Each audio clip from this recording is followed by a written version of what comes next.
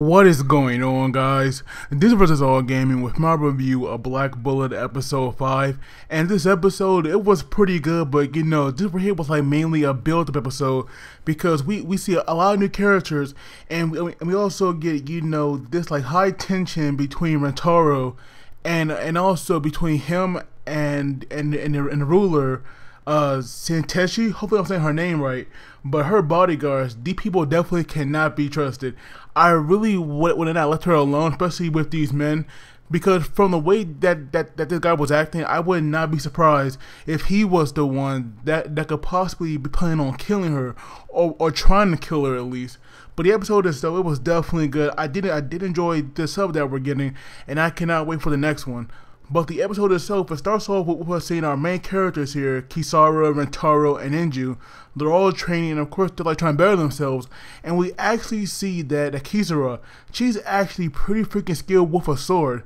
I was not expecting her, to be that way, but I did like it. Her sword skills, they were definitely impressive.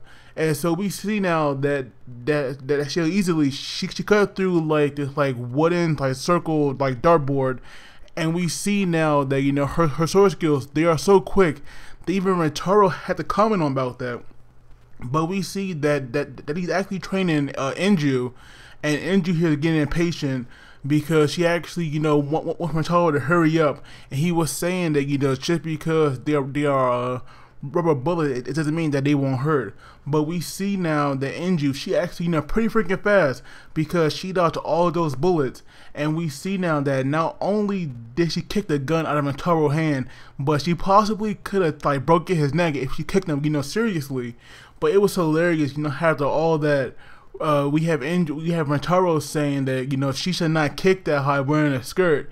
And we have Inju saying that he knows that he liked that.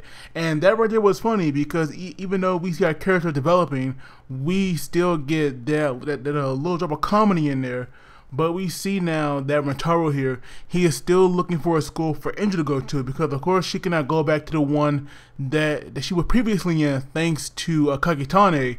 And sadly he has not found one yet. But there was like this one school, I believe it was in the outer district, where it's a school, but it's surrounded by all these abandoned buildings. So maybe she'll go there, maybe she won't. But the thing is, because that place is surrounded by abandoned buildings, I do believe that it might be a school for only cursed children if they want to go there. Because we saw that with Kayo or Ko, whatever her name was, because Shogun had treated her so badly.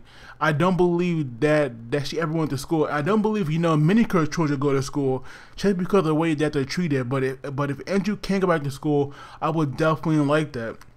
But we see that Rentaro, he actually has this offer for a job, and it's a bodyguard job where he has to protect the ruler, Santeshi.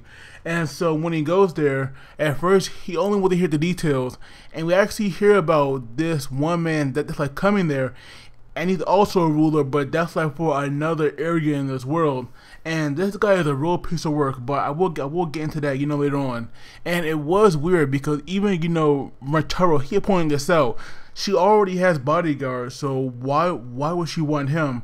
But we see now that that her bodyguards, they're like these elite men, and they're all like a lot taller, and I'm pretty sure they're all like kind of like a lot older than Rentaro. But of course right from the ruler, they're gonna put on this nice act, because when Rentaro's leaving, we see now that these men, they like pull out these guns on him. And I feel that because he was lost, because he would say he lost himself, like maybe they probably couldn't have got him like that if he wasn't lost. But we see now that they forced him into the bathroom, and they actually tried to get him to like turn the job down. And this guy, who's the leader of these men, he was willing to go as far as to shattering the bones in his legs and arms to make sure that he cannot accept this job. But we see now that Rentaro, he is definitely not a guy to mess with, as he easily, handled these men. And he even shot one of them, but, he had missed on purpose, but the bullet itself had grazed his cheek. And of course, that right there, pissed the man off, because he was saying while he was leaving that he actually gonna kill Rentaro. But we see now that because of the way that these men were acting, Rentaro actually accepts the job. But I feel that even if these men did not get involved this way and approach him like that, I felt that he probably would have took the job regardless. But maybe that's just me. But now we see that when he's leaving, we see like these good for nothing thugs. They're like hassling this little girl just because she had ran over one of their foots with her bike. But when Rentaro has showed them his badge, they quickly ran off. And so this girl here, Tina Sprout, her name is definitely weird. I feel that that right there might be a fake name, but she is definitely a very unique character, because she is nocturnal, so she could only be really awake at nighttime. Because we see that for her to be up during the day, she had to take these caffeine pills, and so that right there was hilarious. But this girl, she's a real piece of work, because she's out here walking in her pajamas, and I'm pretty sure that this here might not be an act, because she's nocturnal. She can be a completely different person at night. So the fact that that she's like this, a very sleepy, kind of like slow girl, because even in her voice, she sounds so very sleepy. That I actually like that a lot about the character. It's very unique, and I do want to see where she'll go from here, because I actually don't want to end. I actually do not want her to end up like KO and die, because these current children, they are all very unique individuals. And I do want to see them stick around. That's why I'm kind of curious about that other girl that we saw that got beat up by the policeman. I want to see how she's doing, because the last time we saw her, she was still in the hospital. So hopefully, like Rentaro or something, he go check up on her, or maybe she'll come to him once she's all better, to repay him for everything that he's done. But eventually, Rentaro, he actually, wants her to go to this police box so that somebody can help her, and he even gives her her number in case something goes wrong, she can contact him. But she wanted to make sure that he not give her a fake number, so she actually called him right then and there, and that right there was hilarious. But we see now that when she does walk away, it is now much later, and she's talking to her so-called master. So we have no idea who this is, but she has this job now where she has to kill Senteshi. And so we see that she's getting ready, and she even had all these weapons in this instrument case. But while she's walking in the streets, this officer approaches her, and he stops her. And so of course she lets her master know what's going on. And our master actually, tells her to kill this man. And so now we see the aftermath of that, and this guy's car is a complete wreck. And of course, we don't see the body, but we do learn that the officer, he's now gone to the hospital, and he's in a critical condition. So that right there goes to show you, how bad she messed him up. And I definitely doubt that she used her weapon for this, maybe on a car she did, because I don't believe that her limbs are strong enough to dent a car like that. So maybe this guy tried to hide or something, and she possibly pulled out her weapon to hit the car. But I'm pretty sure this guy is definitely probably not going to survive, especially when we saw how beat up his car was.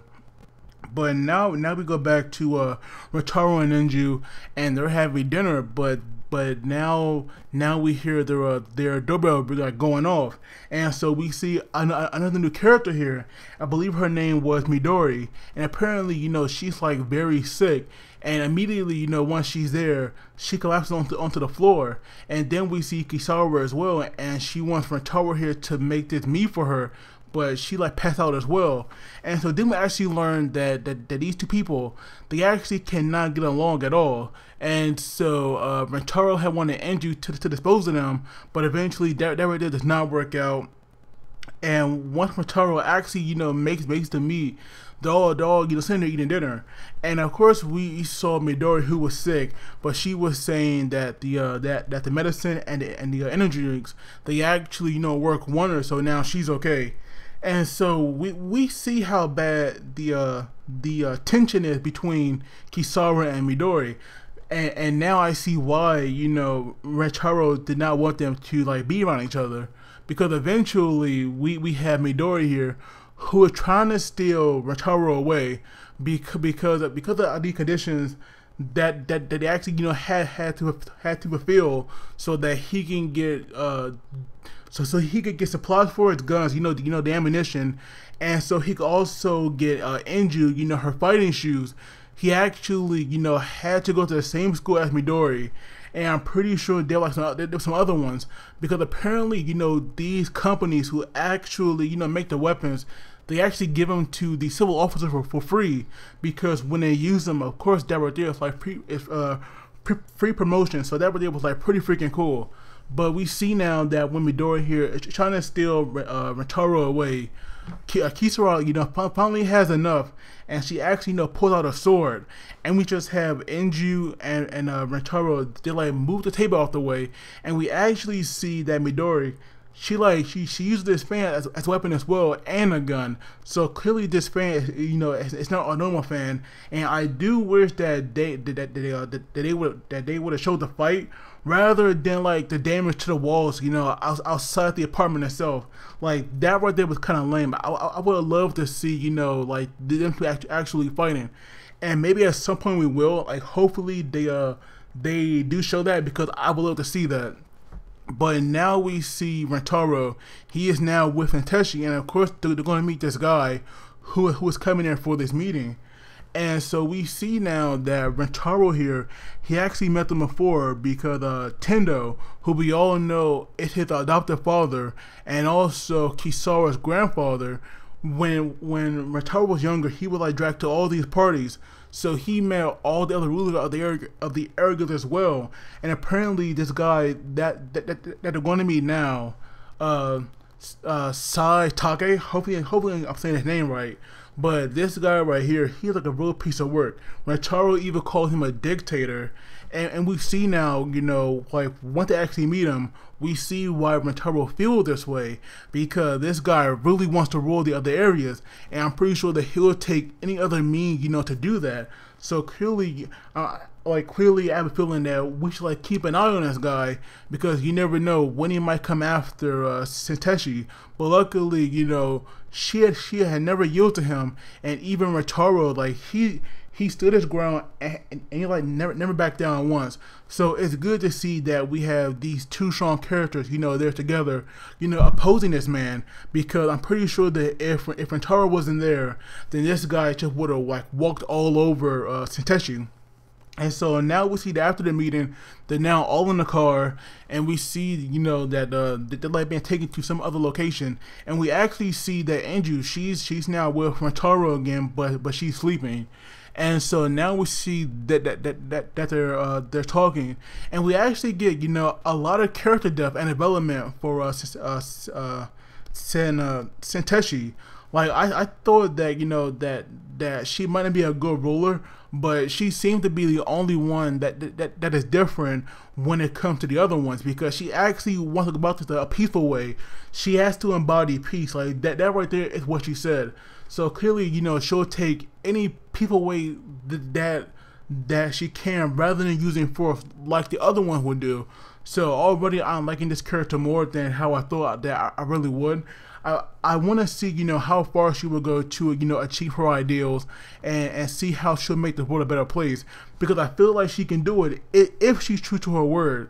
But we see now that when Inju wakes up, she actually hits Rentaro, in the chin, and that right there was hilarious. But then she makes like this weird comment about how if her chest is like smaller than the Kisara's, then Rentaro will like never acknowledge her as a woman, and that right there was like a bit awkward, but it was still kind of funny at the same time. But now we see that Inju, she mainly woke up because she had this bad feeling, and we see now that Rentaro, he's now looking out the window, trying to see what's going on, and eventually, he spots something, and just at the right time, he actually gets the ruler Senteshi. He actually gets her down so that the bullet itself would not hit her. But I do think that a bullet did hit the driver, because we see that when the car stopped, we have Inju here, carrying out the driver like he's hurt, and we see now that all of Tetsu's bodyguard, they're now surrounding her, and of course they're like carrying her to safety.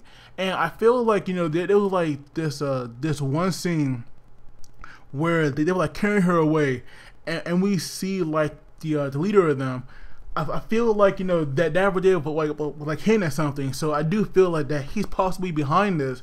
But we see that once again when what's her name, Tina here, when she actually, you know, trying to shoot them again, we have Enju actually getting in the way, and not only, you know, does she protect them, but she actually kicks the bullet, and that right there was like definitely impressive. I had no idea that, you know, that she can actually kick a bullet away from them. I thought that she could only dodge him. I had no idea that, you know, she could have fucked him as well. That right there was like freaking impressive.